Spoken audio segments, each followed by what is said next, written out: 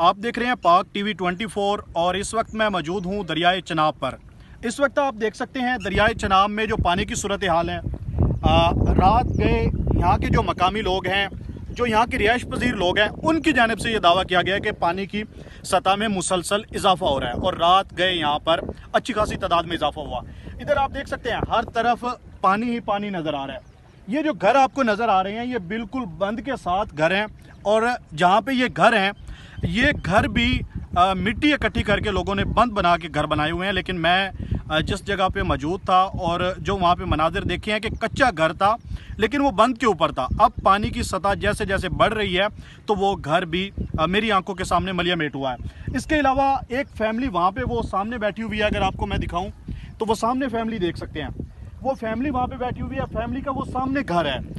उन लोगों की आंखों के अंदर जो मैंने बेबसी देखी है कि वो अपने घर तक नहीं पहुंच सकते। उनके साथ बच्चे भी हैं, ख़वातीन भी हैं, मर्द हजरात भी हैं। मर्द हजरात यहाँ पे कोई इंतज़ामिया के जो एहलकार हैं, इंतज़ामिया के जो लोग हैं, जो इंतज़ामिया की जानिब से जो सहूलत दी जानी थी, यहाँ पे कोई भी देखने में नज़र नहीं आई। क्योंकि यहाँ पे लोग जो एक जटाका हिसाब है ट्यूब इस्तेमाल करते हैं या इसके अलावा उनके पास डब्बे हैं मुख्तलिफ, उन डब्बों के ज़रिए वो लोग अपने घर तक जाते हैं और उसके बाद फिर यहाँ पे वापस आ जाते हैं।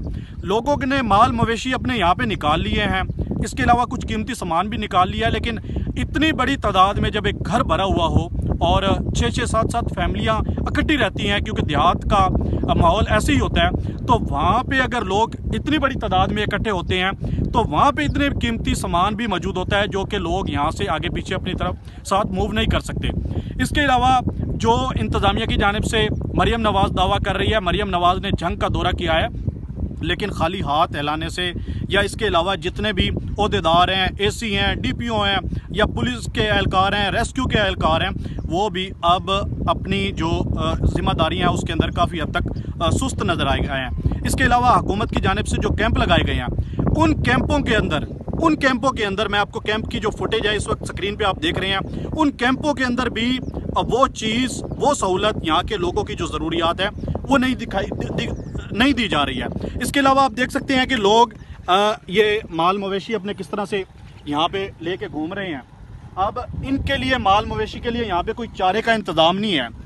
इसके अलावा वो सामने बंद है, बंद के अगर दूसरी तरफ आप जाएं तो बिल्कुल खुश्क जगह है और सारा खुश्क एरिया है और एक तहसील है, शोरकोट शहर है, वहाँ पर भी हुकूमत की जानिब से छोटे छोटे जो कैंप हैं वो लगाए गए हैं। लेकिन वो लोग कह रहे हैं कि हमारी इन कैंपों के अंदर ज़रूरियात पूरी नहीं हो सकती, इन कैंपों के अंदर हमारे जो मसाइल हैं वो हल नहीं किए जा सकते।